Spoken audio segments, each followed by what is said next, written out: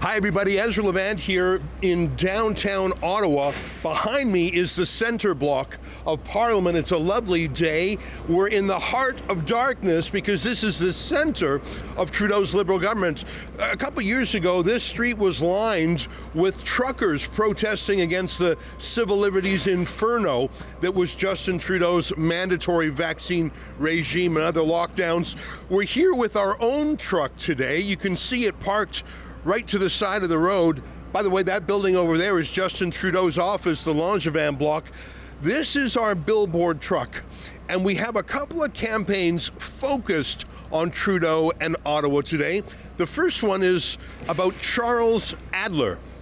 Charles Adler was just named by Justin Trudeau as the new senator for Manitoba. But he doesn't represent Manitoba. He represents only one person, Trudeau. The funny thing is, I used to be somewhat close to Charles Adler. We actually worked together at the Sun News Network, I don't know, about 10 years ago, and he was a conservative firebrand. He had his own conservative TV show. He also was sort of the king of conservative talk radio. He had one of the largest listenerships in Canada. He was coast to coast as the conservative voice of common sense.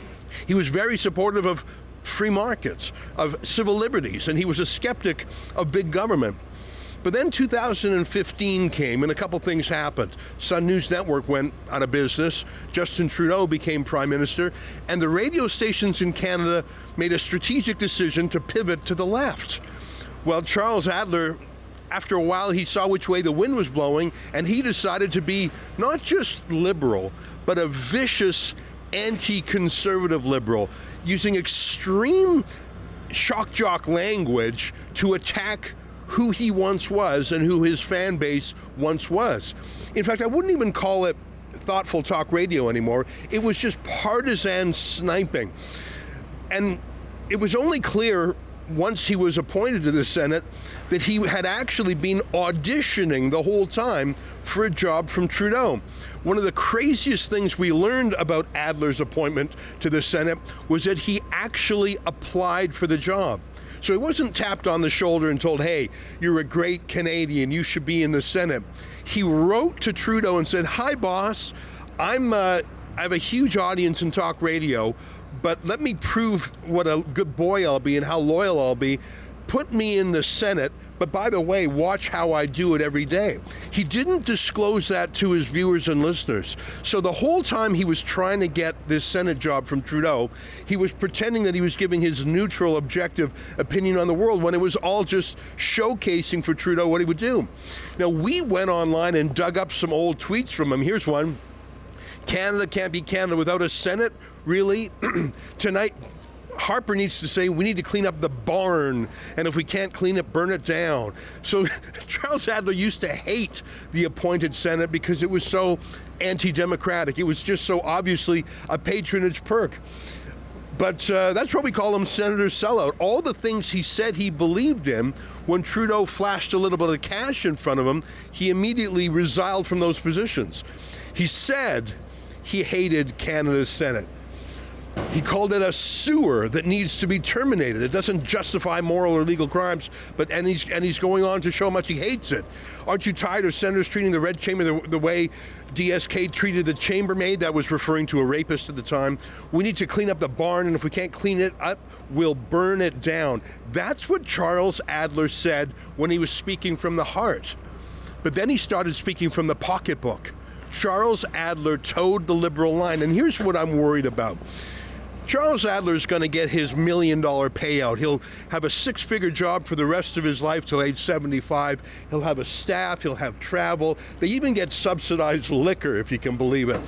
Now that's atrocious, but what I'm really worried about is that Charles Adler in recent years has become so vicious and so vile to any conservatives. That's obviously what he's going to do for Trudeau. He's going to be Trudeau's vicious attack dog against anyone who dares criticize Trudeau. Charles Adler is being hired now to be on duty for the next election campaign. Now, I think that Pierre Poilievre is going to become Prime Minister after the next election. But what happens when you have a Liberal-dominated Senate full of Charles Adlers dedicated to blocking anything that Poilievre does. I'm deeply concerned that the unhinged radical that we see in today's Charles Adler will become an anti-democratic impediment. And that's one of the reasons I'd like to invite you to sign our petition at senatorsellout.com. Anyways, we're here right in front of Trudeau's office. Over there is the center block of Parliament. The truck's going to be here all day. It's going to go to all sorts of iconic places, the Supreme Court, driving around, probably cross the bridge over into Hull, Quebec. We're going to show people in Ottawa that Senator Sellout, he may speak for Justin Trudeau, but he does not speak for the people of Manitoba. Learn more and sign our petition at senatorsellout.com.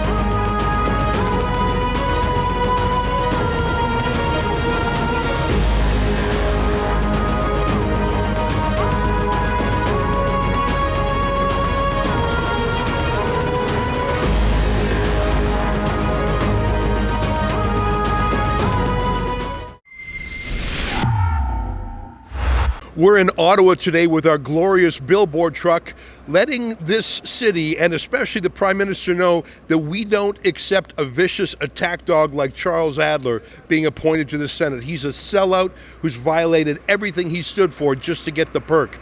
If you agree with us, go to senatorsellout.com and sign our petition.